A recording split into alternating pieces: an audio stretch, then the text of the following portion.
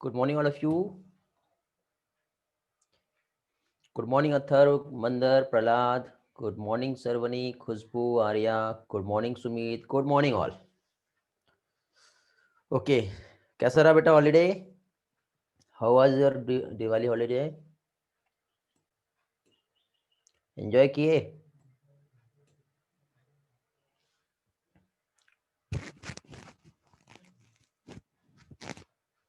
Okay good. Okay student, आप लोग chat जो मुझे शेयर कर रहे होगे को होस्ट में शेयर करना है, ठीक है? बहुत से लोगों के चैट नहीं आया अभी तक के.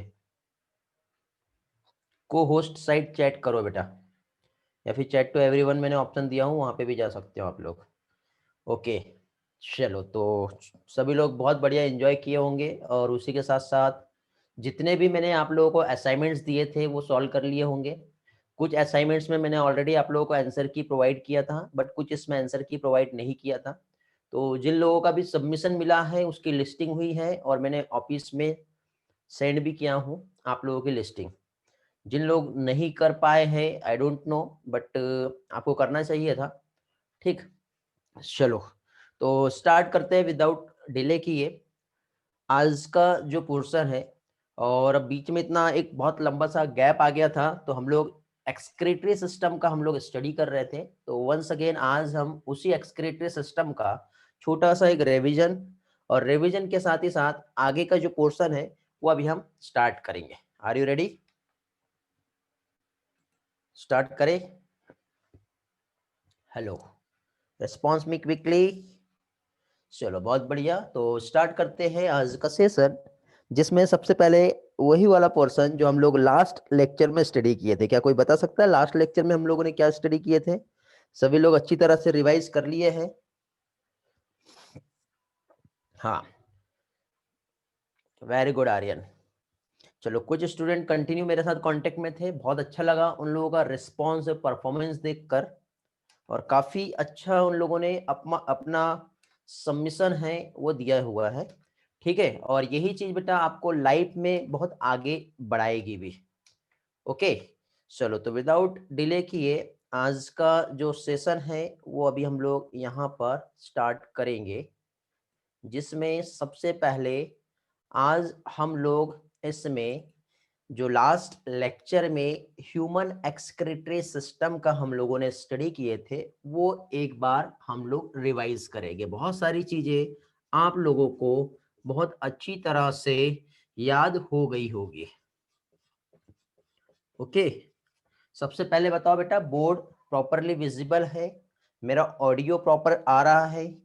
किसी भी टाइप का कोई प्रॉब्लम नहीं है? इफ यस तो आगे बढ़ते हैं. चलो, सभी लोगों के रिस्पॉन्सेस मिल रहे हैं मुझे. Everything is good, great. चलो, तो स्टार्ट करते हैं फिर बेटा हम लोग विदाउट कुछ डिले किए. Just minute. ओके, तो देखिए बेटा, ह्यूमन एक्सक्रीटरी सिस्टम, अब मैं फिर से वहां से स्टार्ट नहीं करूंगा जो हम लोगों ने पहले हम लोगों ने देखे थे. मींस जैसे कि for example human excretory system, चलो एक काम करते हैं, छोटा सा रिवीजन ही कर लेते हैं थोड़ा सा क्विकली. ह्यूमन एक्सक्रीटरी सिस्टम, जिसमें सबसे पहले हम लोग एक्सक्रीशन क्या होता है ये देख लेते हैं, और सेकेंड ये जो फंक्शन होता है ये ह्यूमन एक्सक्रीटरी ऑर्गन, मींस हमारे लिए जो एक्सक्रीटरी ऑर्गन की तरह जो रोल प्ले कर रहा है वो क्या है? किडनी है. ओके, एक्सक्रीशन मींस क्या होता है? Removal of nitrogenous waste. जितना भी नाइट्रोजनस वेस्ट प्रोडक्ट है ये हमारे बॉडी से रिमूव होता है, ठीक है, एलिमिनेट होता है. तो इस फिनोमिना को एक्सक्रीशन कहते हैं, और एक्सक्रीटरी ऑर्गन ह्यूमन में जो है वो है किडनी. बट इसके अलावा हम लोगों ने डिफरेंट ऑर्गेनिजम्स में अलग अलग टाइप के एक्सक्रीटरी ऑर्गन हम लोगों ने देखे थे, जिसमें जैसे कि नेफ्रेडिया होता है, ठीक है, उसी के साथ साथ ऑर्गन ऑफ बोजनस होता है, रेनेट सेल्स होती है, डिफरेंट टाइप के यहाँ पे ऑर्गन्स प्रेजेंट है. जैसे कि कॉकरोच की हम बात करें या इंसेक्ट की, तो जैसे कि वहां पे ट्रैकिल क्या कह सकते हैं अपना, मालपेजियन ट्यूबुल हम कह सकते हैं. तो ये ऐसे एक्सक्रीटरी ऑर्गन है, बट हमें यहाँ पे ह्यूमन एक्सक्रीटरी सिस्टम का स्टडी करना है, जिसमें किडनी जो है very very important role play करता है. बट नॉट ओनली अकेला किडनी, किडनी के साथ ही साथ यहाँ पे यूरेटर, यूरिनरी ब्लैडर और यूरेथ्रा भी इंक्लूड किया है ह्यूमन एक्सक्रीटरी सिस्टम में। ओके, किडनी का एक और फंक्शन है जिसे हम कहते हैं osmoregulation. Osmoregulation means water and salt balance जो होता है हमारे बॉडी में, इसको भी मेंटेन करके रखता है। आपने कभी देखे होंगे कि एकदम से ब्लड प्रेशर हाई हो जाता है, लेकिन किडनी में जो प्रेशर है और जो जीएफआर होता है, ग्लोमेरुलर फिल्ट्रेशन रेट, कितना होता है जानते हो आप लोग? कोई बताएगा जल्दी से बेटा? जीएफआर पर डे और पर मिनट कितना है? रिस्पॉन्स करेंगे क्विकली। किडनी इसे रेगुलेट करके रखता है। वेरी गुड बेटा। आर्यन का सबसे पहले आंसर आया है, उसके बाद प्रहलाद का आंसर आया है। Very good. खुशबू का आंसर आया है, करेक्ट बेटा। 125 ml पर minute and 180 litres per day, ये होता है जीएफआर। ये दोनों भी क्वेश्चन बेटा एग्जाम के लिए बहुत इंपॉर्टेंट है। आपको एक होमवर्क दे रहा हूं, पर ऑर्स कितना होता है, 1 घंटे में जीएफआर कितना होगा ये भी आपको बताना है, क्योंकि आप लोगों ने पर मिनट और पर डे तो बता दिए, लेकिन 1 घंटे भी आपको पूछा जा सकता है, और इसी कैलकुलेशन में 6 आवर्स भी आपको दिया जा सकता है, तो ये आप लोगों को मालूम होने चाहिए। ओके, ठीक। तो किडनी का 2 फंक्शन है बेटा, एक तो एक्सक्रीशन और दूसरा ऑस्मोरेगुलेशन। अब यहाँ पे किडनी जो है, किडनी का फंक्शनल यूनिट जो होता है, ये होता है नेफ्रॉन। कितने लाख नेफ्रॉन जो है एक किडनी में प्रेजेंट होते हैं, बताएंगे बेटा? मिलियन में नहीं पूछ रहा हूं मैं। ओके, वेरी गुड बेटा बंदर, बहुत जल्दी आपने आंसर दे दिया। इसके पहले होमवर्क मैंने जो दिया उसका, ग्रेट। कितने लाख नेफ्रॉन जो है किडनी में होती है? योगेश्वरी का आंसर आया यार, वेरी गुड, बहुत बढ़िया। ठीक है, एक किडनी में 10 लाख नेफ्रॉन जो है प्रेजेंट होते हैं। वेरी गुड ईसा। ठीक है, ईसा का भी सेम आंसर आया है। ठीक है, 1 मिलियन नेफ्रॉन हमने देखे थे, एक किडनी में 10 लाख नेफ्रॉन जो है प्रेजेंट होते हैं। और नेफ्रॉन जो है किडनी का स्ट्रक्चरल और फंक्शनल यूनिट होता है। फिर हम लोगों ने यहाँ पे नेफ्रॉन की यदि हम बात करें, तो जो नेफ्रॉन है, इसमें हम लोगों ने इसका स्ट्रक्चर हम लोगों ने लास्ट टाइम देखे थे, जिसमें हमने देखे थे एक तो इस तरह से कपड़े का एक स्ट्रक्चर होता है जिसे कहते हैं बोमेंस कैप्सूल, और इसी बोमेंस कैप्सूल से एक टप्थ ऑफ ब्लड कैपिलरी का नेटवर्क जो है यहां से ऐसा पास होगा, जो कहलाता है ग्लोमेरुलस। दोनों मिलाकर, ठीक है, ये स्ट्रक्चर बनता है जिसे कहते हैं मालपेजियन बॉडी। आप लोगों को याद होगा, ठीक है, रिवाइज करके आए होंगे तो सारी चीजें आपको समझ में आएंगी। ब्लड की जो एंट्री होती है वो होती है अफरेंट आर्टेरियोल से, और ब्लड जो एग्जिट होता है वो इफरेंट आर्टेरियोल से होता है, और इफरेंट आर्टेरियोल आगे चल के डिफरेंट टाइप की कैपिलरी में कन्वर्ट हो जाता है, जिसे कहते हैं पेरिट्यूबुलर कैपिलरी। फिर यहाँ पे इस तरह से सबसे पहले तो एक हाईली कन्वोल्यूशन यहाँ पे देखने को मिलेगा इस ट्यूब्यूल में, मींस मालपेजियन बॉडी के बाद नेफ्रॉन का सेकंड स्ट्रक्चर जो होता है वो कहलाता है renal tubule. Okay, renal tubule में इस तरह से कन्वोल्यूशन देखने को मिलेगा, जो कि पहले वाला जो कन्वोल्यूशन होता है वो कहलाता है प्रॉक्सिमल कन्वोलेटेड ट्यूब्यूल। इसी के बाद फिर हम जब आगे जाते हैं और कंटिन्यू इस स्ट्रक्चर को जब हम ड्रॉ करते हैं, तो ये वाला स्ट्रक्चर जो है ये कहलाता है लूप ऑफ हेनले, जिसमें इसके एक तो डिसेंडिंग लिम्ब और ascending limb loop of Henle यहाँ पे प्रेजेंट होते हैं। और यही स्ट्रक्चर जब आगे कंटिन्यू होगा तो अगेन एक ट्यूबुल फॉर्म करता है जो कहलाता है distil convoluted tubule. Very good बेटा, प्रहलाद का और यश का आंसर आया हुआ है। इसके बाद फिर आगे ये इस तरह से एक डक्ट होती है जिसे कलेक्टिंग डक्ट या कलेक्टिंग ट्यूबुल कहते हैं, और इस तरह से नेफ्रॉन का जो स्ट्रक्चर है ये फिनिश होता है। सभी के हम लोगों ने यहाँ पर फंक्शंस देखे थे, और इसी फंक्शंस में हम इसे स्ट्रक्चर को यदि हम समझे, तो पहली चीज तो यहाँ पे यदि हम देखें तो हम लोगों ने अभी अफरेंट आर्टेरियोल और इफरेंट आर्टेरियोल हम लोगों ने समझे।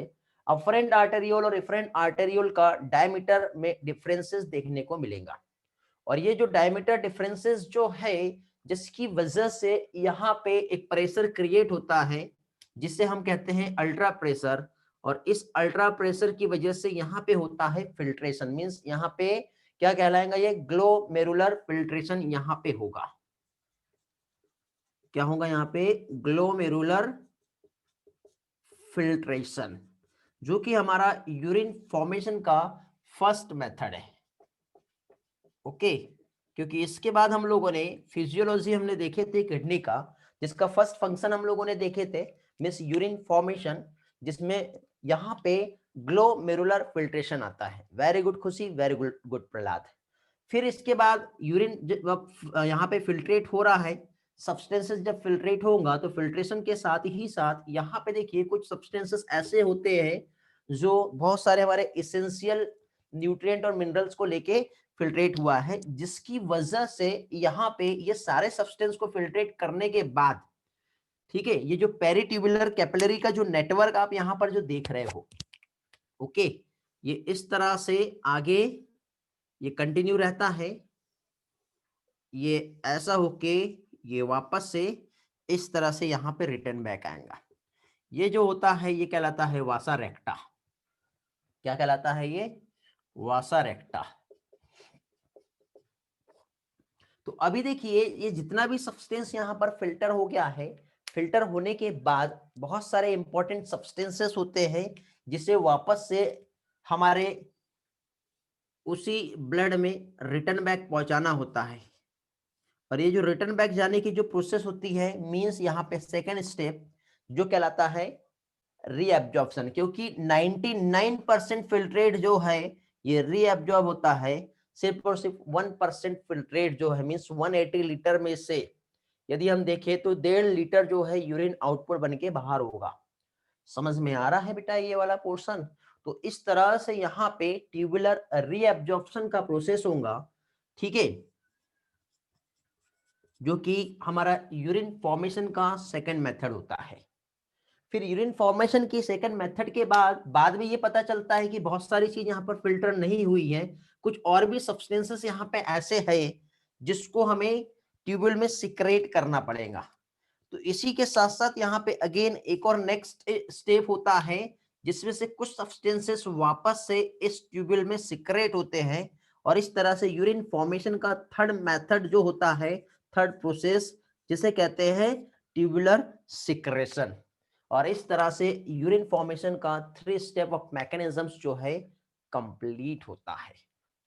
ओके, तो ये वाला पोर्शन सभी लोगों का बहुत अच्छी तरह से क्लियर हो गया होगा। यदि आप लोगों ने इस वीकेंड में, आप लोगों ने इस हॉलीडेज में यदि रिवीजन किए होंगे तो बहुत सारा पोर्शन आपका बहुत अच्छे से परफेक्ट हो गया होगा। यदि नहीं भी हुआ है तो मैंने आज आप लोगों को रिवाइज कराया। यदि इसके बाद भी आपको इसमें किसी भी पार्ट में कुछ प्रॉब्लम लग रही है तो आप मुझसे पूछ सकते हो। ओके, चलो खुशी, मंदर, स्वयं सभी के यस में आंसर आ रहे हैं तो बहुत बढ़िया बेटा, बहुत अच्छी बात है, आप लोगों ने रिवीजन किए। ग्रेट बेटा, यही आपकी सक्सेस की है और यही चीज आपको लाइफ में बहुत आगे बढ़ाने वाली है। ओके, जिन लोगों ने अपने लाइफ को सीरियस लिए और जिसे ये लगा कि इस दिवाली में भी कुछ ऐसी दिवाली हो जिसमें हमारा बेस्ट प्रिपरेशन हो, तो वही बेटा आपने अपने आप के लिए, अपने लिए एक सबसे बड़ा गिफ्ट रखे हो। तो इस तरह से हम लोगों ने यहाँ पे ये जो देखे, ये हो गया हमारा अफरेंट आर्टेरियोल।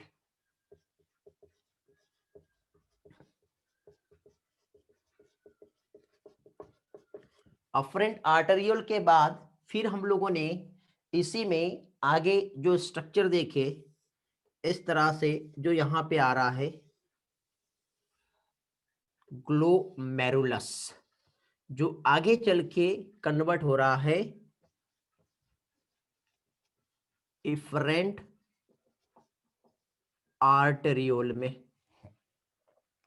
अब अफरेंट आर्टेरियोल, अब आपको मालूम है इधर साइड एक स्ट्रक्चर है, ये वाला है एओर्टा एंड आर्टरी, जहां से ब्लड जो है अफरेंट आर्टेरियोल में आएगा, ऑक्सीजनेटेड ब्लड। उसके बाद आपको यहाँ पे ये जो स्ट्रक्चर दिखाई दे रहा है, ये वाला, ये हो गया हमारा बोमेंस कैप्सूल। ये जो है ये क्या है, ग्लोमेरुलस।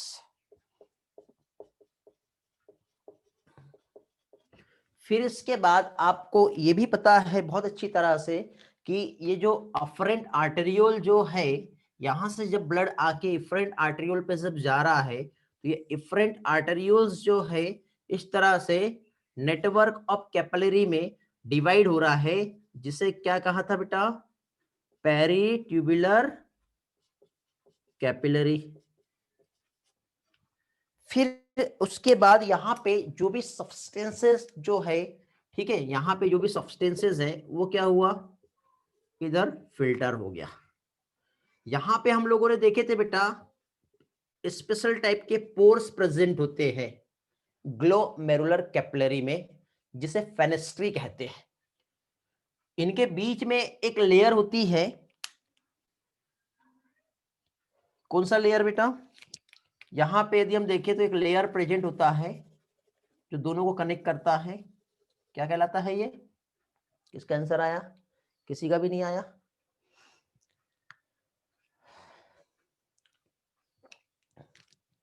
फिल्ट्रेशन मेम्ब्रेन की बात कर रहा हूं बेटा मैं, रिस्पॉन्स करो जल्दी से। फिल्ट्रेशन मेम्ब्रेन, इपिथेलियम कौन सा है, एंडोथेलियम कौन सा है, दोनों के बीच में क्या है? Very good, yes and Prahlad का सबसे पहले आंसर आया है, वेरी गुड। ये बीच वाली जो लेयर है ये बेसमेंट सब्सटेंस है, ये बोमेंस कैप्सूल का लेयर है जहां पे पोडोसाइट प्रेजेंट है। ये हमारा ग्लोमेरुलर कैपिलरी का लेयर है जहां पर क्या है बेटा? पोर्स प्रेजेंट है, जिसे फेनेस्ट्री कहते हैं। Okay, endothelium cells, epithelium cells, squamous epithelium layer कौन सा होता है? इपिथेलियम बेसमेंट वाला, और ये वाला जो रहेगा क्या रहेगा? Endothelium layer. इस तरह से यहाँ पे फॉर्म होगा फिल्ट्रेशन मेम्ब्रेन, और फर्स्ट प्रोसेस होती है यहाँ पे अल्ट्रा फिल्ट्रेशन का। फिर सब्सटेंस यहाँ पर क्या हो गए हैं? फिल्टर हो गए हैं। ऑल सब्सटेंसेस जब यहाँ पर फिल्टर हो गए हैं तो फिल्टर होने के बाद अब याद आया कि बहुत सारे सब्सटेंस तो बहुत काम के हैं, तो इसको खाया पिया बाहर थोड़ी निकालना है। इसलिए ये जितने भी सब्सटेंसेस यहाँ पे जो फिल्टर हुए हैं इसको वापस से भेजना पड़ेगा। कहाँ पे? ये हमारी जो इधर से पेरिट्यूबुलर कैपिलरीज जो है ये इसी के साथ साथ इस तरह से चलेगी। तो 99% सब्सटेंस फिल्ट्रेट जो है ये हो जाएगा रीएब्जॉर्प्शन। तो ये फर्स्ट मेथड है। सेकंड क्या होगा? सिलेक्टिव रीएब्जॉर्प्शन का। सिलेक्टिव रीएब्जॉर्प्शन के बाद में याद आई कि कुछ सब्सटेंस रह गए हैं, उसको वापस से रिटर्न भेजना है, जो क्या कहलाएगा? ट्यूबुलर सिक्रेशन का। ये थर्ड स्टेप है। यूरिन फॉर्मेशन का मेथड अलग अलग डायग्राम की हेल्प से आप लोगों को मैं समझा रहा हूं ताकि आपको सारी चीजें अच्छे से क्लियर हो जाए। एक छोटे से डायग्राम में मैंने समझाया। ये प्रोसेस बेटा जो फिल्ट्रेशन के बाद रीअब्जॉर्प्शन का है, ये सिर्फ यहां पर ही नहीं हो रहा है, मींस ये कंप्लीट एक जो रीनल ट्यूब्यूल है जिसमें प्रॉक्सिमल कन्वोल्यूटेड ट्यूब्यूल हमने देखे, लूप ऑफ हेनले हमने देखे, साथ ही साथ डिस्टल कन्वोल्यूटेड ट्यूब्यूल देखे, कलेक्टिंग डक्ट, सभी में अलग अलग टाइप की प्रोसेस हो रही है जहां पे कुछ सब्सटेंस ज्यादा रीअब्जॉर्ब हो रहे हैं, कहीं वाटर हो रहा है, कहीं सॉल्ट हो रहा है, कहीं मिनरल्स हो रहे हैं, कहीं ग्लूकोज हो रहा है, कहीं अमोनिया हो रहा है, कहीं फिल्ट्रेट हो रहा है, कहीं सिक्रेट हो रहा है। ये सारी चीजें हम लोगों ने यहां पर अभी देखे। ओके, क्लियर हो गया ये वाला पोर्शन? समझ में आया इतना पार्ट? किसी को कुछ पूछना है सो आप पूछ सकते हो, अदरवाइज आगे बढ़ेंगे। चलो, वेरी गुड, ग्रेट। तो ये जो फिल्ट्रेशन है जिसको हमने जीएफआर के टर्म में समझे, और जीएफआर जो है थोड़ी देर पहले ही मैंने आप लोगों से पूछा था, 125 ml पर minute, 180 litre per day. Okay, इतना जीएफआर होता है। और यदि मान लो 180 लीटर जब सब्सटेंस फिल्ट्रेट हो रहा है और ये सारे सब्सटेंस को यदि बाहर निकालना है तो हमारे बॉडी में तो कुछ भी नहीं बचेगा। और यदि इतना सारा कुछ एक्सक्रीट कर दिया जाए तो पानी की बाल्टी लेके बैठना पड़ेगा, पीते जाओ और निकालते जाओ, पीते जाओ और निकालते जाओ। पॉसिबल है क्या ये? नहीं है। इसलिए इसमें जो होता है रीअब्जॉर्प्शन का प्रोसेस बहुत इंपॉर्टेंट है। 99% फिल्ट्रेट जो है इसका क्या हो जाएगा यहाँ पर? रीअब्जॉर्प्शन। अब ये सारी चीजें जो है ये ऐसे ही नहीं होता है। ये फिल्ट्रेशन जो है ये डिपेंड करेगा किस पर? प्रेशर पर। किसके प्रेशर पे? ब्लड के प्रेशर पे। ब्लड सर्कुलेशन में जब हार्ट से ब्लड आ रहा है तो 5 लीटर ब्लड आया। कितना ब्लड आया बेटा? 5 लीटर। और जब हार्ट से जा रहा है तो अलग अलग ऑर्गन, हमारे बॉडी सेल्स और टिश्यू को कुछ कुछ ब्लड जो है वो सप्लाई करते जाएगा, जाते जा रहा है। फाइनली किडनी में कितना ब्लड आएगा ये बताओ? दोनों किडनी मिला के एक बार में जब 5 लीटर ब्लड हार्ट से जब पंप हुआ, ठीक है, तो किडनी में कितना ब्लड जाता है? क्या कोई बता सकता है मुझे? Yes,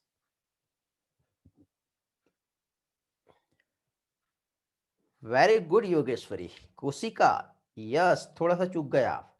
Prahlad, may be, no बेटा प्रहलाद, थोड़ा सा आप भी दूर हो गए। अथर्व, वेरी गुड, बहुत बढ़िया। आर्यन, ग्रेट। चलो बहुत अच्छी बात है, बहुत से लोगों को आंसर मालूम है। नो बेटा ईसा, चलो बहुत बढ़िया बात बेटा। अब देखिए यहाँ पे वही पार्ट हम समझेंगे, दो चीज समझेंगे। एक तो नेट फिल्ट्रेशन प्रेशर कितना होता है, जो हम लोगों ने लास्ट टाइम स्टडी किए थे, क्योंकि उसी की वजह से यहाँ पे फिल्ट्रेशन होगा। अल्ट्रा फिल्ट्रेशन के लिए इंपॉर्टेंट रोल है क्या चीज? फिल्ट्रेशन प्रेशर का। उसके साथ ही साथ यहाँ पे जो है, ठीक है, क्या कहना चाह रहे हो अथर्व? हाँ, गुड बेटा, वेरी गुड अथर्व। हाँ, तो अभी देखिए यहाँ पे 5 लीटर ब्लड जब आया तो किडनी में जो पास करेगा वो 1100 से लेके 1200 ml, 1100 to 1200 ml blood 1 minute में दोनों भी किडनी में जो होता है, क्या होता है? पास होता है। ठीक है, उसके ऊपर हम थोड़ी देर के बाद बात करेंगे। सबसे पहले हम लोग नेट फिल्ट्रेशन प्रेशर जो है वो हम देख लेते हैं। तो नेट फिल्ट्रेशन प्रेशर आपको याद होगा, लास्ट टाइम मैंने आप लोगों को ये वाला पार्ट भी एक्सप्लेन किया था, ठीक है, जिसमें मैंने आप लोगों को सबसे पहले ये कहा था कि जब ब्लड पास होगा अफरेंट आर्टेरियोल से, बोमेन्स कैप्सूल और ग्लोमेरुलस से होते हुए, तो यहाँ पे एक फिल्टर जो है होने के लिए कोई ना कोई प्रेशर यहाँ पे काम करता है, ठीक है। और फाइनली जो नेट फिल्ट्रेशन प्रेशर जो होता है, जिसे हम क्या कहते हैं? वेरी गुड प्रहलाद, वो होता है 10 mmHg का, जिसकी वजह से फाइनली यहाँ पे फिल्ट्रेशन होगा। ये कैसे निकाले थे बेटा हम लोगों ने? सबसे पहले तो जो फिल्ट्रेशन प्रेशर था वो क्या था बताओ? किससे किस माइनस किए थे हमने? Very good, glomerular hydrostatic pressure, जो कि 60 mmHg का था। जो बेटा जितना ब्लड प्रेशर है, ठीक है, वो फोर्स से जब ब्लड आया तो यहाँ पे जो ग्लोमेरुलर कैपिलरी में जब ब्लड जाता है तो वो कितना होता है? 60 mmHg का होता है। कितना होता है? 60 mmHg का ब्लड प्रेशर होता है। इसके बाद फिर यहाँ पे ब्लड कोलाइडल ऑस्मोटिक प्रेशर होता है, क्योंकि यहाँ पे एक प्रोटीन प्रेजेंट होता है, ठीक है। और मेनली यदि हम देखें ब्लड में तो कौन सा प्रोटीन होगा बेटा? एल्बुमिन होता है। और एल्बुमिन जो है सब्सटेंस को अपने में से आगे पास होने नहीं देता, रोकता है।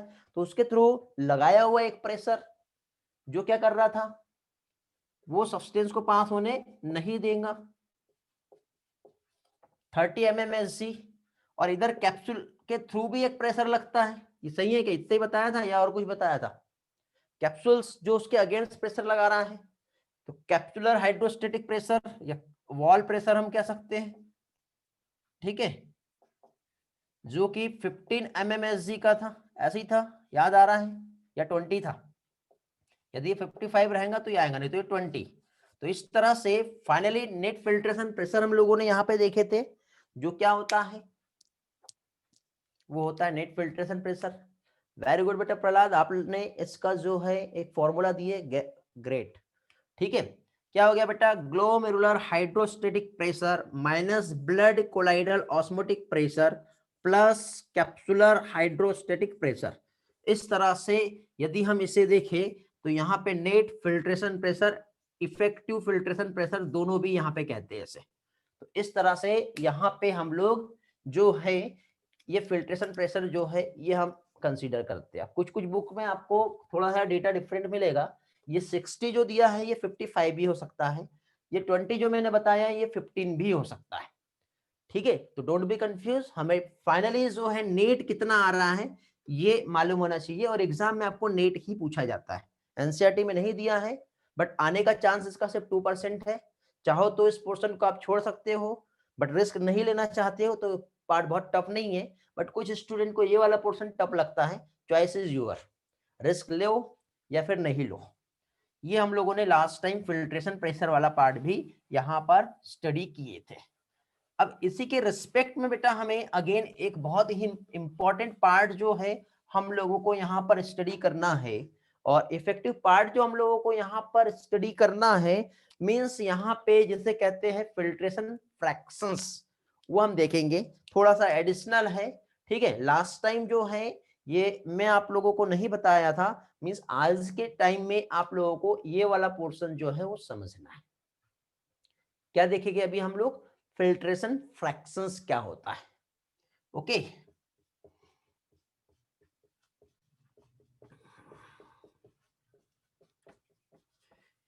इसका भी आने का जो चांस है वो 2 से लेकर 10% के आसपास है, ठीक है। तो थोड़ा सा इंपॉर्टेंट है, समझ लोगे तो कुछ बिगड़ेगा नहीं। वेरी गुड बेटा प्रहलाद, बहुत बढ़िया, वेरी गुड यार, सही आंसर मिला बहुत क्विकली, ग्रेट। तो देखिए बेटा सबसे पहले तो यहाँ पे ये होता क्या है, तो ये हमारा हार्ट है, ओके। हार्ट, फिर ये हमारी एओर्टा आएगी, एओर्टा से ब्लड पंप हुआ कितना? 5 लीटर ब्लड पंप हुआ है। वीडियो पॉज तो नहीं हुआ ना? हाँ, कितना बेटा? 5 लीटर ब्लड पंप हुआ है। अब ये जो 5 लीटर ब्लड पंप हुआ है ये अलग अलग ऑर्गन को देते हुए इस तरह से आगे बढ़ रहा है, और आगे बढ़ते बढ़ते फाइनली ये जो ब्लड है ये कहाँ पास होगा बेटा? हमारे किडनी में। अभी दोनों किडनी की बात करूंगा मैं, एक ही किडनी बना रहा हूं, ठीक है।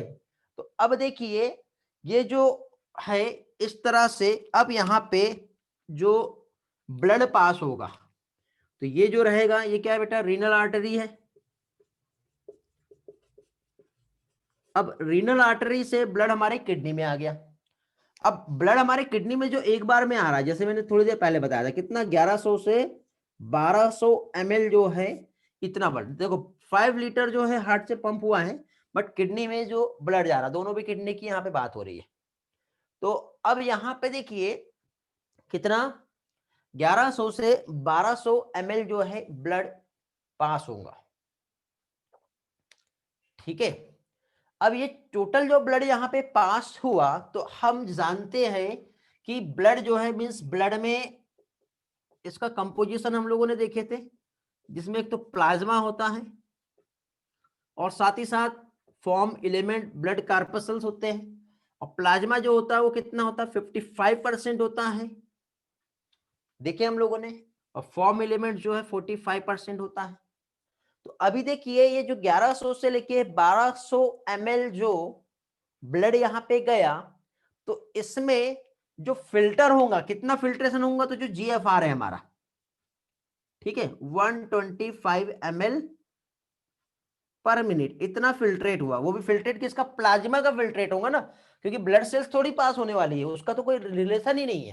हमको जो फिल्ट्रेट करना है वो प्लाज्मा में से हो रहा है, अब प्लाज्मा में प्रोटीन है एल्बुमिन, वो उसको रोक रहा है, ठीक है। तो ब्लड सेल्स आरबीसी डब्ल्यूबीसी का कोई रिलेशन नहीं है। तो यहाँ पे टोटल प्लाज्मा जो है कितना फिल्ट्रेट हुआ 1 मिनट में, ठीक है। और टोटल ब्लड जो है वो कितना आया है किडनी में, इसका जो रेशियो यदि हम निकाले तो वो कहलाता है फिल्ट्रेशन फ्रैक्शंस। तो इस तरह से यदि हम देखें तो टोटल प्लाज्मा का, प्लाज्मा की बात कर रहे हैं बेटा, इतना ब्लड जा रहा है, तो इस ब्लड का टोटल प्लाज्मा हम यदि हम कंसीडर करें तो 600 ml जो है ये प्लाज्मा होगा, ठीक है। ये वेरी करता है बेटा, 1100 से 1200 के आसपास होता है। यदि हम इसका निकालें तो 600 ml जो है ये प्लाज्मा होगा। तो फिल्ट्रेशन फ्रैक्शंस की हम बात करें तो कितना फिल्ट्रेट हुआ 1 मिनट में बताओ? 125 ml। कितना प्लाज्मा पास हुआ? 600 ml। तो इसका जो रेशियो आएगा मल्टीप्लाई 100, तो 20% जो है ये कहलाता है फिल्ट्रेशन फ्रैक्शन। याद रहेगा, टोटल प्लाज्मा कितना पास हुआ है और कितना फिल्ट्रेट हुआ है। तो ये देखो 125 क्या हो गया बेटा? ये जीएफआर है, टोटल प्लाज्मा फिल्ट्रेट इन 1 मिनट, और टोटल ब्लड, ठीक है, और उस ब्लड का भी टोटल ब्लड का कितना, टोटल प्लाज्मा कितना पास हुआ है किडनी में 1 मिनट में, उसके रेशियो को कहते हैं फिल्ट्रेशन फ्रैक्शंस। यदि किसी को कुछ प्रॉब्लम आ रहा है तो इसका थ्योरी ऑलरेडी मैंने आपको मॉड्यूल में प्रोवाइड किया हूं, एक बार मॉड्यूल रेफर करेंगे तो वो वाला पोर्शन आपको बहुत अच्छे से क्लियर हो जाएगा और कुछ भी यहाँ पे इस पार्ट में डाउट नहीं रहेगा आप लोगों को। ठीक है बेटा, okay, good Prahlad, good Koshika, good yes. और किसी का कुछ प्रॉब्लम तो नहीं है, क्लियर हो गया ये वाला सारा पार्ट?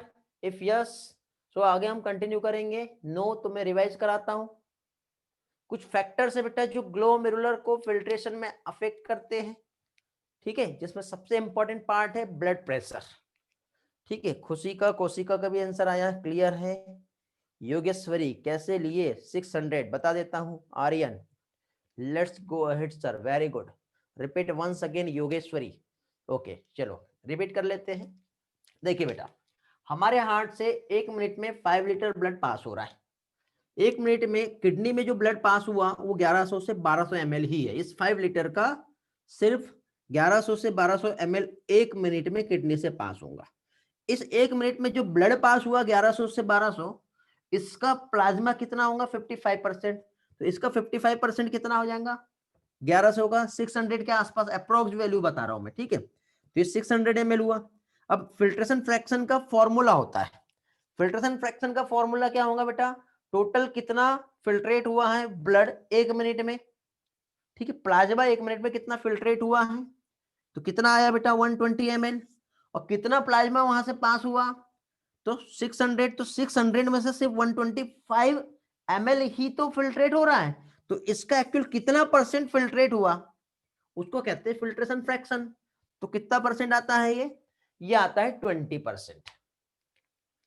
ओके वेरी गुड, जिससे क्या कहते हैं GFR divided by RPF। Very good कोशिका, ग्रेट, ओके समझा योगेश्वरी, वेरी गुड।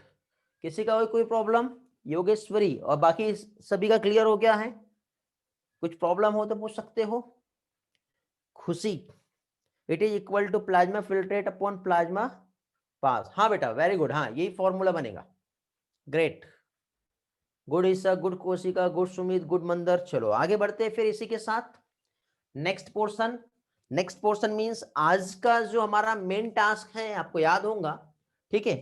आज टाइटल जो मैंने आपको कहा था क्लास के स्टार्टिंग में ही, क्या था बेटा हमारा आज का टाइटल, पढ़े होंगे आप लोगों ने। क्या पढ़ने वाले हैं आज हम लोग, रिस्पॉन्स करेंगे जल्दी से।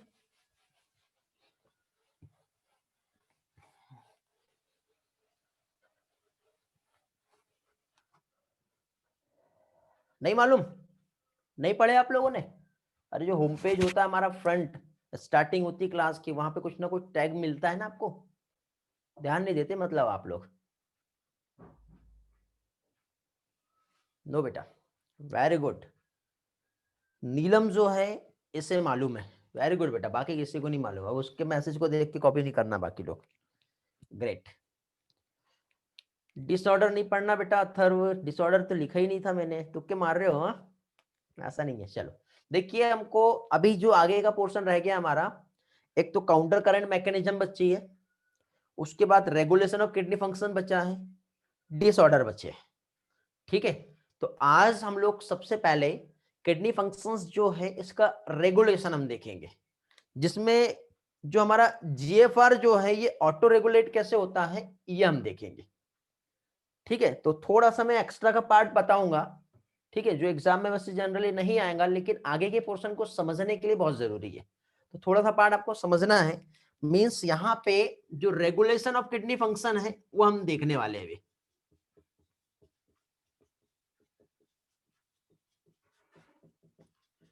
और रेगुलेशन ऑफ किडनी फंक्शंस में पहले कहता हूं बेटा, एनसीईआरटी को रटना नहीं है, एनसीईआरटी को समझना है। समझ के यदि चलोगे तो हर चीज आपकी अच्छे से क्लियर होंगी, नहीं तो बहुत सारा प्रॉब्लम आएगा, ठीक है।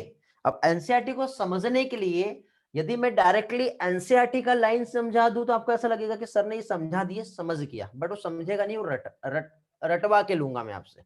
रटना नहीं है, समझना है, ठीक है। तो अब देखिए, जैसे कि फॉर एग्जांपल एक जनरल सर्कुलेशन की हम बात करते हैं, ये हमारा ये जनरल सर्कुलेशन है बेटा, हमारे ऐसे बॉडी का फ्लो जो हो रहा है ना, जैसे यहाँ पे हार्ट है और ऐसा ये रोटेट हो रहा है हमारा ब्लड, तो ये हमारा जनरल सर्कुलेशन है। जनरल सर्कुलेशन का जो ब्लड प्रेशर है कितना होता है ये हम लोगों ने ऑलरेडी पढ़े हैं, लेकिन कभी कभी ब्लड प्रेशर एकदम से हाई हो जाता है, समझे। अब हाई कब होगा, जैसे हम कोई स्ट्रेस ले लेते हैं, कोई टेंशन आ जाता है, या हम बहुत ज्यादा पानी पी लेते हैं, तो ज्यादा पानी पिएंगे तो ज्यादा वाटर एब्जॉर्ब होगा, ज्यादा एब्जॉर्ब होगा तो ब्लड वॉल्यूम बढ़ जाएगा, ब्लड वॉल्यूम बढ़ेगा तो जनरली ज्यादा पानी पीने से होता नहीं है, लेकिन जनरली सॉल्ट हम जब लेते हैं, ठीक है, तो उस टाइम पे, हाँ वेरी गुड, तो हाइपर टेंशन हो जाता है। तो अब देखिए जब ब्लड प्रेशर बढ़ा तो क्या किडनी में भी प्रेशर बढ़ जाता होगा क्या, फिर क्या जीएफआर भी बढ़ जाता होगा क्या, ऐसा कभी देखे क्या, एकदम टेंशन लिए और फिर जाना पड़ता हमको सुसु करने, हुआ ऐसा, नहीं हुआ है ना। तो हमारा किडनी जो है वो क्या है, रेगुलेट करता है, और मैंने आज ही थोड़ी देर पहले आपको बताया था कि जनरली क्या चीज, कुछ भी हो, किडनी जो है फिल्ट्रेट तो कर रही है, लेकिन वहां पे ऑस्मो रेगुलेटरी फंक्शन भी है किडनी का, ठीक है। तो ये कैसे ऑस्मो रेगुलेशन होता है वो हम देखेंगे। तो अब देखिए यहाँ पे ये जो है ये जनरल सर्कुलेशन है। अब जनरल सर्कुलेशन में यदि हम देखें तो जनरल सर्कुलेशन में क्या होता है, ये हमारा इस तरह से जो रीनल आर्टरी है, रीनल आर्टरी के बाद अफरेंट आर्टेरियोल, अफरेंट आर्टेरियोल के बाद यहां से जब ब्लड पास होगा, ब्लड पास होने के बाद फिर क्या आएगा हमारा इफरेंट आर्टेरियोल, इफरेंट आर्टेरियोल के बाद पेरिट्यूबुलर जो है क्या रहेगा हमारा कैपिलरी, और फिर पेरिट्यूबुलर कैपिलरी के बाद फिर ये जो है रिटर्न बैक चले जाएगा हमारा जो ब्लड है रीनल वेन से। तो ये क्या हो गया रीनल वेन, ये आपको मालूम है पेरिट्यूबुलर कैपिलरी है, बोमेंस कैप्सूल है, ग्लोमेरुलस है, अफरेंट, इफरेंट, ये सारी चीजें पता चल गई है आप लोगों को, ठीक है। तो अब देखिए होता क्या है, जनरली देखिए यहां पे हम 3 कंडीशंस पढ़ेंगे, ठीक है, जिसमें कंडीशन नंबर 1 जो है, ठीक है, 3 नहीं 2 देखते हैं पहले। तो सबसे पहले हम फर्स्ट कंडीशन समझेंगे, कब, जब हमारा जो जनरल सर्कुलेशन हो रहा है, तो इस जनरल सर्कुलेशन में ब्लड प्रेशर एकदम से हाई हो जाएगा। ध्यान से समझना बेटा, ये जो पार्ट है ये समझने वाला है, यदि ये समझा तो एनसीईआरटी का एक एक पार्ट अच्छे से क्लियर हो जाएगा। जब जनरल सर्कुलेशन का ब्लड प्रेशर एकदम से हाई हो जाएगा, तो अब देखिए जैसे कि ये वाला जो है आपका ये जो रीनल आर्टरी है, ये इस तरह से रीनल आर्टरी है, तो रीनल आर्टरी के सराउंडेड में कुछ ना कुछ सेल्स होंगी, समझ रहे हो। तो अब जैसे कि ये रीनल आर्टरी है तो यहाँ पे इस तरह से इसको सराउंडेड किए हुए क्या रहेंगे बेटा, सेल्स रहेंगी, और ये जो सेल्स होती हैं इस सेल्स पे प्रेजेंट होते हैं क्या चीज बेटा, एक चैनल, ये होते बेटा कैल्शियम चैनल होते हैं, क्या हो गया, ये हो गया कैल्शियम चैनल। अथर्व बेटा नो सर आंसर आया किस चीज का, पहले वाले क्वेश्चन का शायद आंसर रहा होगा ये, है ना, हाँ ठीक है, याद आ गया मुझे। हाँ इतना समझा ना बेटा, एक बार रिस्पॉन्स कर दो क्या बताया मैंने। यहां पे हम लोग फर्स्ट कंडीशन देख रहे हैं, कंडीशन नंबर 1 जो है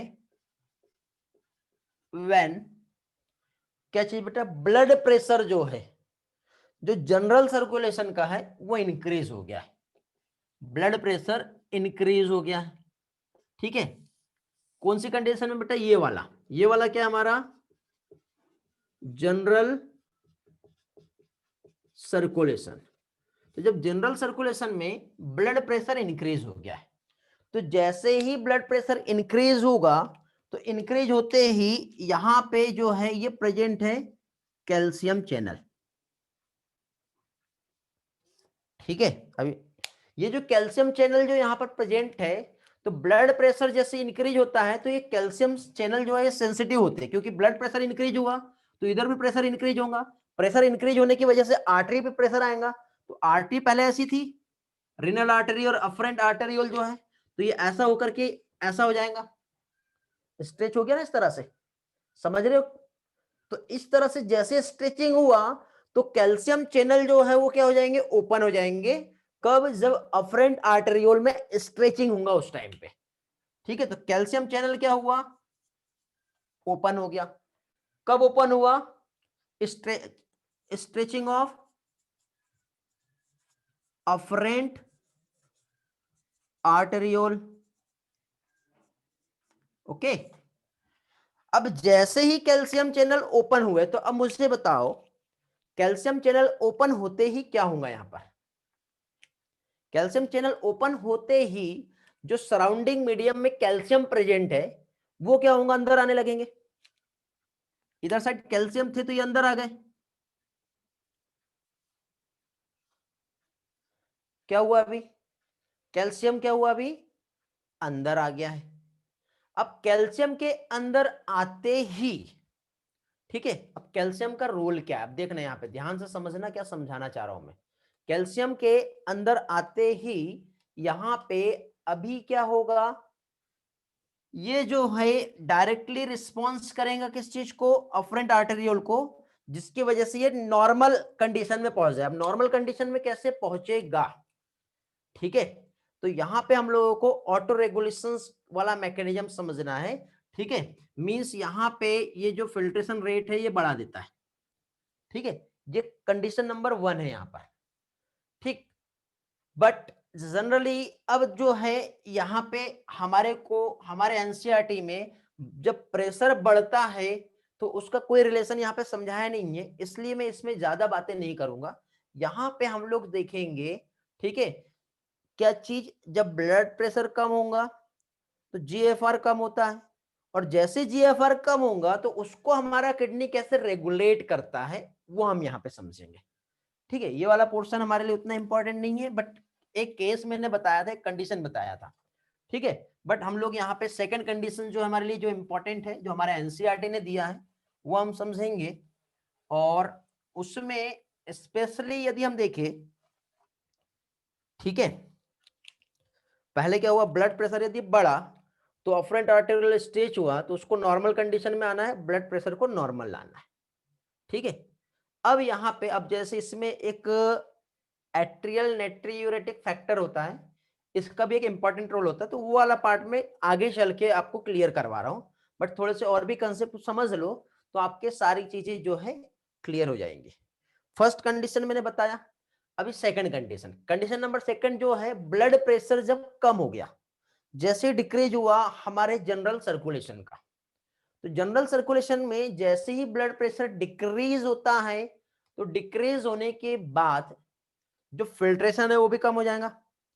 होगा या नहीं होगा बताओ?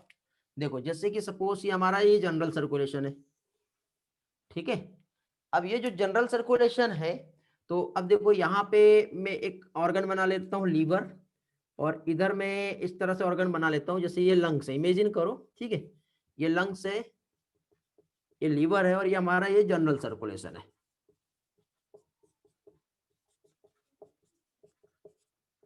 ओके, हाँ, तो अभी देखिए इधर से जो ब्लड हमारी किडनी में आया, ठीक है, अब जब हमारे किडनी में जब ब्लड आएगा तो ब्लड आते ही वही वाला पोर्शन में हमारा ये afferent arteriole, efferent arteriole, Bowman's capsule, ठीक है, ये वाला पार्ट पढ़े हम लोगों ने। फिर ये चल के आगे जो डिवाइड हो रहा है पेरिट्यूबुलर, किसमें? कैपिलरी में। अब ये जो पेरिट्यूबुलर कैपिलरीज है ये वापस से ऐसा होकर के हमारा रीनल वेन बनेगा, और रीनल वेन जो है ये रिटर्न बैक हमारे ब्लड में चला जाएगा। लेकिन इसी के साथ साथ ये वाला जो पोर्शन आपको जो दिखाई दे रहा है, ठीक है, तो इसमें ये इस तरह से घूमते फिरते जो भी होगा ऐसा होते हुए ये ऐसा आके ये ऐसा आगे बढ़ के फाइनली जो है आगे पास होता है। ठीक है, ये वही नेफ्रॉन का ही स्ट्रक्चर है। तो देखिए बेटा, हमारे किडनी फंक्शंस का रेगुलेशन यदि हम देखें तो यहाँ पे ये जो हमारा अफरेंट आर्टेरियोल जो आपको दिखाई दे रहा है, तो ये जो अफरेंट आर्टेरियोल जो होता है यहाँ पर एक स्पेशल टाइप की सेल्स प्रेजेंट होती है जिसको जेजी सेल्स कहते हैं, जक्स्टा ग्लोमेरुलर सेल्स।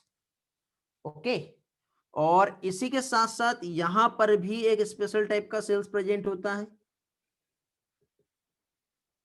जिसे कहते हैं macula densa sales.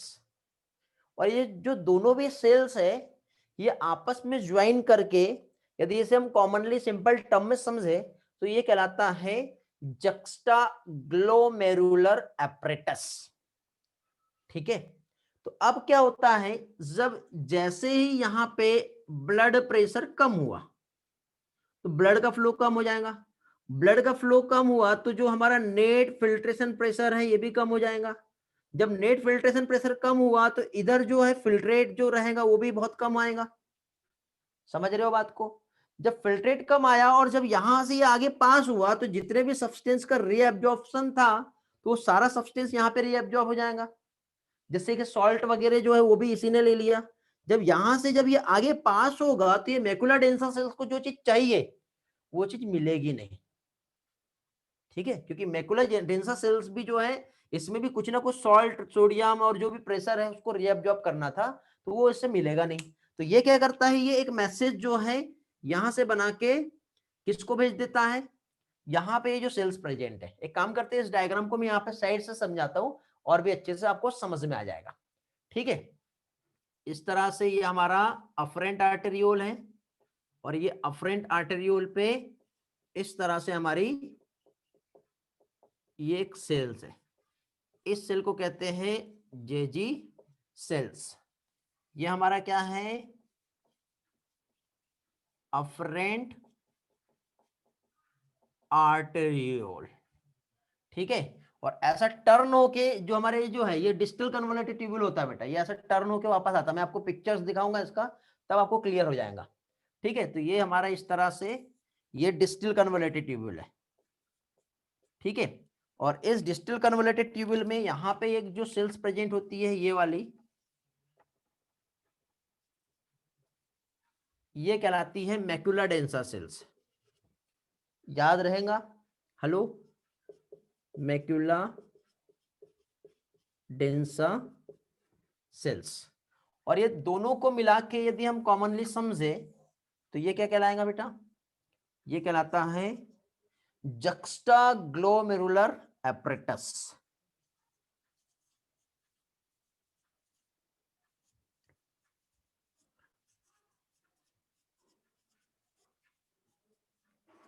Juxtaglomerular apparatus. बहुत स्लो समझा रहा हूं बेटा मैं आप लोगों को, ताकि किसी भी टाइप का प्रॉब्लम ना हो आप लोगों को, एक एक चीज अच्छे से क्लियर हो जाएगी।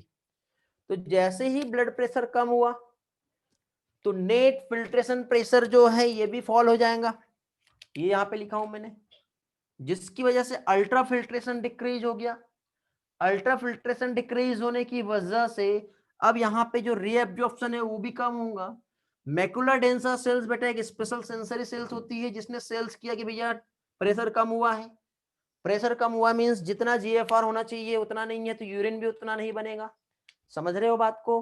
तो उसने सेंस किया, तो सेंस करते ही ये एक मैसेज किसको भेजेगा बेटा, ये भेजेगा जक्स्टाग्लोमेरुलर सेल को। समझ रहे हो? अब जक्स्टाग्लोमेरुलर सेल्स के पास जैसे ही एक मैसेज गया, देखो कैसे जा रहा है मैसेज, ध्यान से समझना। यहां से डिटेक्ट हुआ, सेंसिंग हुई, मैकुला डेंसा सेल्स ने इसने सिग्नल भेजा, किसको भेजा, जक्स्टाग्लोमेरुलर सेल्स को। इसमें कैपेसिटी होती है, ये एक स्पेशल टाइप के केमिकल सब्सटेंस को सिक्रेट करता है। उस केमिकल सब्सटेंस को क्या कहते हैं बताओ? उस केमिकल सब्सटेंस को कहते हैं रेनिन। क्या कहलाता है ये? रेनिन। सिंगल एन है बेटा। एक और रेनिन पढ़े थे हम लोगों ने, कहां पे पढ़े थे बताओ? हेलो, कहां पे पढ़े थे हम लोगों ने एक और रेनिन? पिक्चर है क्या यार मेरे पास, एक मिनट मैं देखता हूं। बाकी लोग आंसर करेंगे मुझे जल्दी से।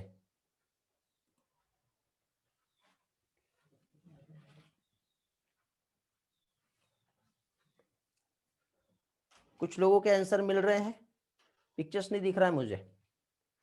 स्टमक, हाँ वेरी गुड बेटा, ग्रेट ग्रेट। मिल्क के डाइजेशन में पढ़े थे हम लोगों ने, बहुत बढ़िया।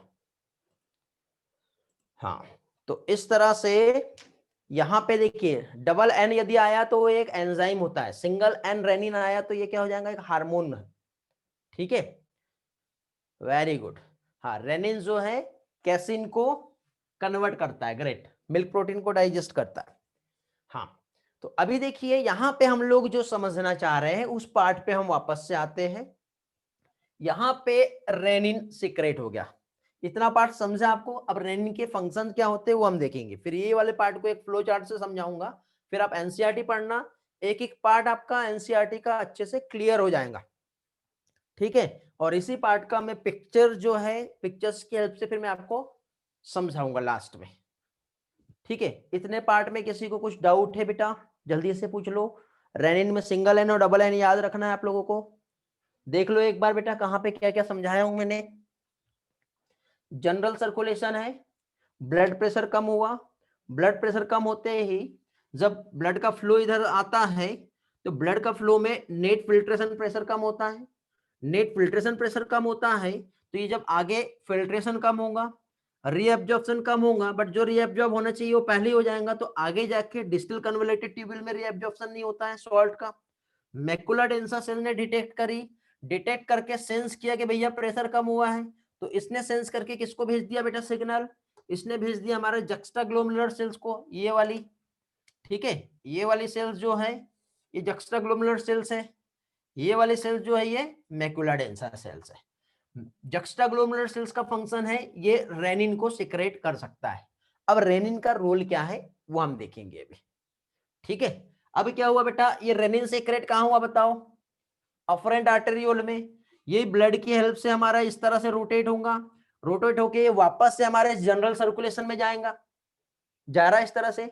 अब रेनिन जैसे जनरल सर्कुलेशन में गया तो लीवर जो है, लीवर के जब पास पहुंचता है तो लीवर जो है एक एंजाइम सिक्रेट करता है जो इनएक्टिव फॉर्म में होता है, और जो एंजाइम सिक्रेट यहां पे करता है उसका नाम है एंजियोटेंसिनोजन, ठीक है। तो ये जो रेनिन है इस लीवर के पास जैसे ही पहुंचेगा तो एंजियोटेंसिनोजन को एंजियोटेंसिन 1 में कन्वर्ट कर देता है, ठीक है। चलो ये क्लीन कर दो, ये वाला पार्ट ये समझाऊंगा, तो ये लीवर के से लंग्स तक के का रिलेशन बताना है मुझे ये वाला, ठीक है। ये रेनिन यहाँ पे आया और इस तरह से ये इधर जाएगा, ठीक है। हाँ, कहाँ पे बताऊं, एक काम करते हैं पहले छोटे से एक ओवरव्यू में मैं यहाँ पे आप लोगों को समझा देता हूँ कि हो क्या रहा है, क्योंकि इसका हमको थोड़ी देर के बाद फिर से हमको रोल आएगा।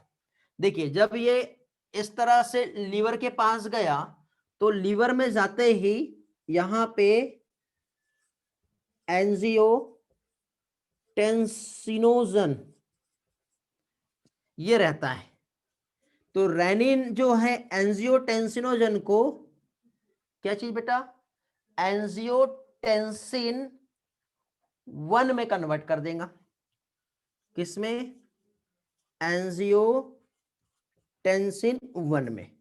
जैसे एंजियोटेंसिन 1 में कन्वर्ट हुआ ये ऐसे होते हुए यहाँ पे हमारा लंग्स है बेटा, ठीक है, वही फ्लो होते हुए लंग्स तक के गया। तो लंग्स के पास अगेन एक एंजाइम होता है जो यहाँ सिक्रेट होता है, उसका नाम है ACE, इसे कहते हैं एंजियोटेंसिन कन्वर्टिंग एंजाइम।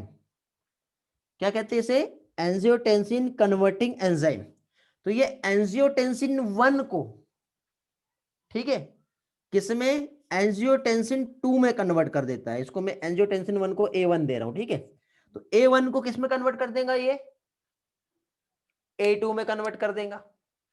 अब एंजियोटेंसिन 2 जैसे ही बना तो एंजियोटेंसिन 2 जो है ये 3 तरीके से काम करता है। 3 तरीके से कैसे, पहली चीज तो ये डायरेक्टली यहां से आएगा और ये जो afferent arteriole sorry efferent arteriole जो था, ठीक है, यदि इसको कंस्ट्रिक्ट कर देगा तो उसका डायमीटर कम होगा, तो डायमीटर जैसे ही कम होगा तो इधर से जब ब्लड आ रहा है और उतने फोर्सफुली यहां से जा नहीं पाएगा तो क्या होगा बताओ जल्दी से, रिस्पॉन्स करेंगे, क्या होगा यहां पर। आधा घंटे बेटा हमारे पास, आज का लेक्चर बहुत इंपॉर्टेंट है, बहुत सारे पार्ट आपके आज के इस लेक्चर में कंप्लीट हो जाएंगे। एंजियोटेंसिन 2 इफरेंट आर्टेरियोल को कंस्ट्रिक्ट कर देता है। वेरी गुड, प्रज्वल का आंसर आया है, खुशी का भी आंसर आया, बहुत सही। जैसे ही इफरेंट आर्टेरियोल को कंस्ट्रिक्ट किया तो ऑटोमेटिक जीएफआर यहां से बढ़ जाएगा, बढ़ेगा कि नहीं बढ़ेगा, ग्रेट। तो क्या कर रहा है बेटा, ये वैसो कंस्ट्रिक्टर होता है और वैसो कंस्ट्रिक्शन करता है किसका, इफरेंट आर्टेरियोल का, फंक्शन नंबर फर्स्ट। ठीक है।